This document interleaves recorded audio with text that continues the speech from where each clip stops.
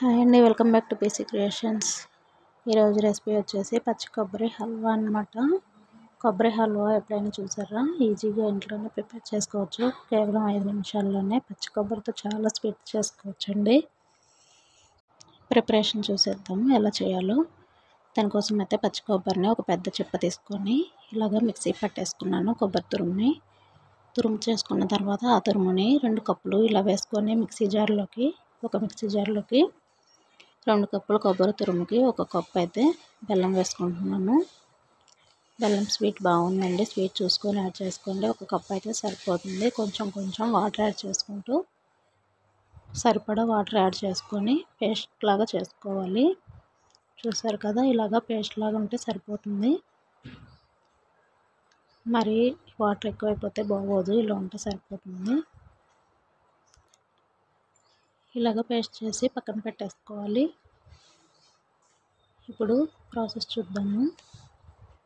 దానికోసం అయితే ఒక పాన్ పెట్టుకున్నాను. మందపాటిది పెట్టుకోవాలి, ఎందుకంటే కొంచెం సేపు తిప్పాలి కదా. బెల్లము కొబ్బరి అనేది అడుగంటకుండా ఉంటుంది మందపాటిది పెట్టుకున్నామనుకో. అందుకని చెప్పేసి మందపాటిది తీసుకోవాలి. ఇలాగా పెట్టుకున్న తర్వాత దాంట్లో 4 టేబుల్ స్పూన్లు నెయ్యి అయితే యాడ్ చేసుకోవాలి. నెయ్యి హీట్ అయిన తర్వాత ఈ జీడిపప్పు పలుకుల్ని వేయించుకోవాలి రెడ్గా వచ్చే వరకు. చూసారు కదా, ఇలాగా 2 పక్కల తిప్పుకుంటూ ఫ్రై చేసుకోవాలి, లేదంటే మాడిపోతాయి. ఇలాగా తిప్పుతూ ఫ్రై చేసుకున్నాం అనుకో, 2 వైపులా బాగా గోల్డెన్ కలర్ వచ్చే వరకు ఫ్రై అవుతాయి. చూసారు కదా, ఇలా వచ్చిన తర్వాత తీసి ఒక బౌల్లోకి పక్కన పెట్టుకోవాలి. ఇప్పుడు అదే నెయ్యిలో ముందుగా రెడీ చేసి పెట్టుకున్న కొబ్బరి పేస్ట్ అయితే ఉంది కదా, దాన్ని అయితే యాడ్ చేసుకోవాలి.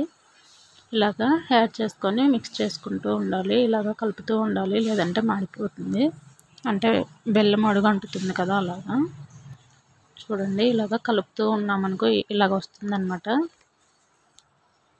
కొంచెం సేపు కలిపిన తర్వాత ఇలా రెడీ అవుతుంది. ఆ టైంలో ఇలాగ కలుపుతూ ఉండాలి.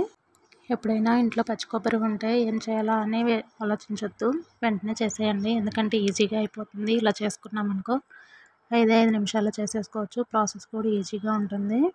ఇలాగా పాన్ నుంచి సపరేట్ అయ్యేటప్పుడు స్టవ్ ఆపేసుకొని ముందుగా ఫ్రై చేసి పెట్టుకున్న జీడిపప్పు పలుకుల్ని ఇలా వేసుకోవాలి.